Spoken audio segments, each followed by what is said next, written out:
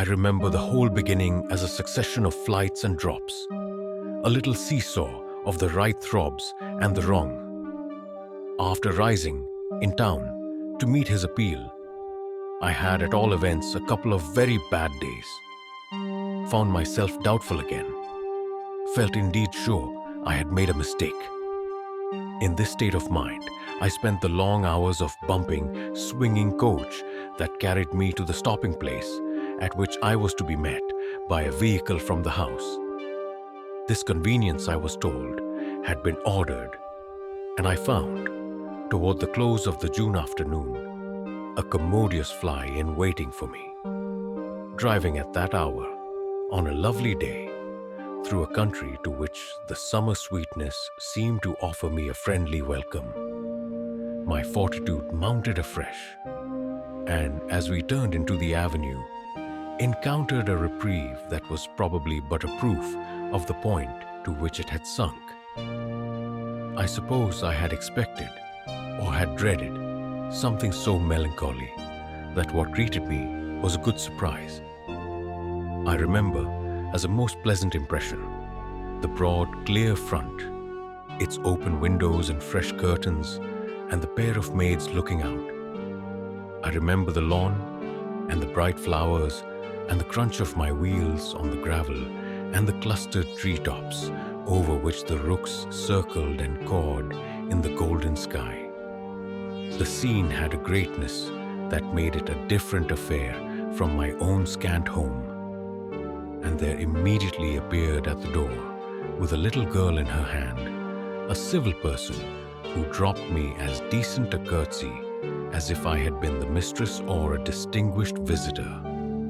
I had received in Harley Street a narrower notion of the place, and that, as I recalled it, made me think the proprietor still more of a gentleman. Suggested that what I was to enjoy might be something beyond his promise.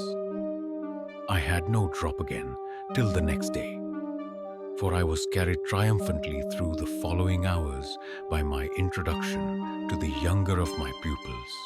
The little girl who accompanied Mrs. Groves appeared to me on the spot a creature so charming as to make it a great fortune to have to do with her. She was the most beautiful child I had ever seen, and I afterwards wondered that my employer had not told me more of her. I slept little that night. I was too much excited. And this astonished me too, I recollect remained with me, adding to my sense of the liberality with which I was treated. The large, impressive room, one of the best in the house, the great state bed as I almost felt it, the full-figured draperies, the long glasses in which, for the first time, I could see myself from head to foot, all struck me like the extraordinary charm of my small charge. As so many things thrown in, it was thrown in as well from the first moment that I should get on with Mrs. Groves in a relation over which, on my way in the coach, I fear I had rather brooded. The only thing indeed that in this early outlook might have made me shrink again was the clear circumstance of her being so glad to see me. I perceived within half an hour that she was so glad. Stout, simple, plain, clean, wholesome woman, as to be positively on her guard against showing it too much. I wondered even then a little why she should wish not to show it, and that, with reflection, with suspicion, might of course have made me uneasy. But it was a comfort that there could be no uneasiness in a connection with anything so beatific as the radiant image of my little girl, the vision of whose angelic beauty had probably more than anything else to do with the restlessness that, before morning, made me several times rise and wander about my room to take in the whole picture and prospect. To watch, from my open window, the faint summer dawn, to look at such portions of the rest of the house as I could catch, and to listen, while, in the fading dusk, The first birds began to twitter for the possible recurrence of a sound or two, less natural and not without, but within, that I had fancied I heard. There had been a moment when I believed I recognized, faint and far, the cry of a child. There had been another when I found myself just consciously starting, as at the passage before my door, of a light footstep. But these fancies were not marked enough not to be thrown off, and it is only in the light, or the gloom, I should rather say, of other and subsequent matters that they now come back to me. To watch, teach, form little Flora would do evidently be the making of a happy and useful life. It had been agreed between us downstairs that after this first occasion I should have her as a matter of course at night, her small white bed being already arranged to that end in my room. What I had undertaken was the whole care of her, and she had remained just this last time with Mrs. Gross only as an effect of our consideration for my inevitable strangeness and her natural timidity. In spite of this timidity, which the child herself, in the oddest way in the world, had been perfectly frank and brave about, allowing it without a sign of uncomfortable consciousness, with the deep, sweet serenity indeed of one of Raphael's holy infants, to be discussed, to be imputed to her and to determine us. I felt quite sure she would presently like me.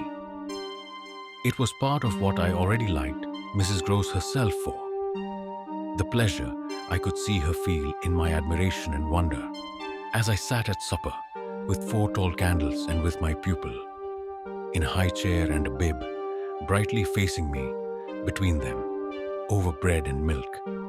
There were naturally things that in Flora's presence could pass between us only as prodigious and gratified looks, obscure and roundabout allusions. And the little boy, does he look like her? Is he too so very remarkable? One wouldn't flatter a child. Oh, miss, most remarkable, if you think well of this one. And she stood there with a plate in her hand, beaming at our companion, who looked from one of us to the other with placid heavenly eyes that contained nothing to check us. Yes, if I do, you will be carried away by the little gentleman. Well, that I think is what I came for. To be carried away. I'm afraid, however, I remember feeling the impulse to add, I'm rather easily carried away. I was carried away in London. I can still see Mrs. Gross's broad face as she took this in. In Harley Street? In Harley Street. Well, miss, you're not the first, and you won't be the last. Oh, I've no pretension, I could laugh, to being the only one. My other pupil, at any rate as I understand, comes back tomorrow. Not tomorrow. Friday, miss.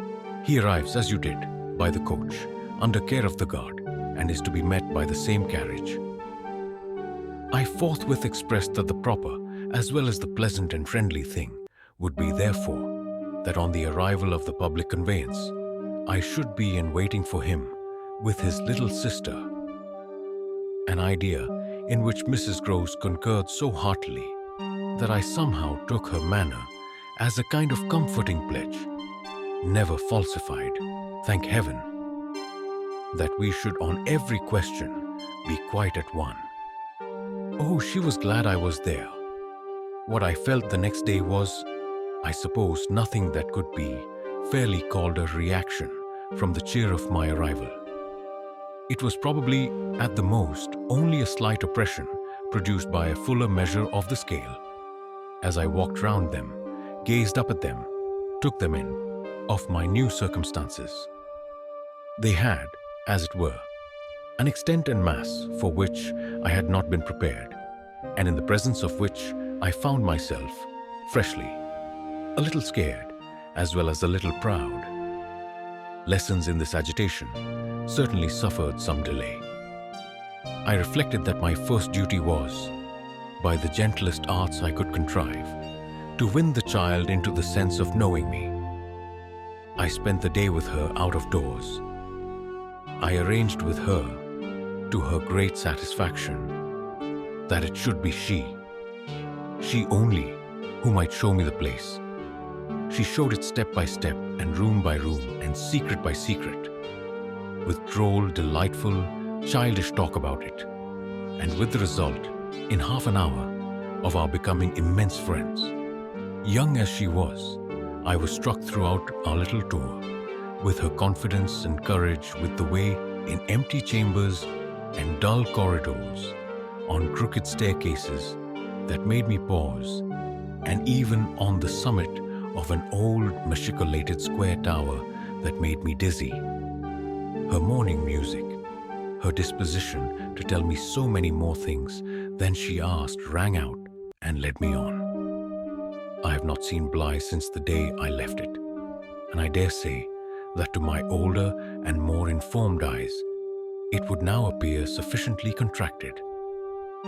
But as my little conductress, with her hair of gold and her frock of blue, danced before me round corners and pattered down passages, I had the view of a castle of romance inhabited by a rosy sprite. Such a place as would somehow, for diversion of the young idea, take all color out of storybooks and fairy tales. Wasn't it just a storybook over which I had fallen a doze and a dream? No, it was big, ugly, antique, but convenient house, embodying a few features of a building still older, half replaced and half utilized, in which I had the fancy of our being almost as lost as a handful of passengers in a great drifting ship. Well, I was strangely at the helm,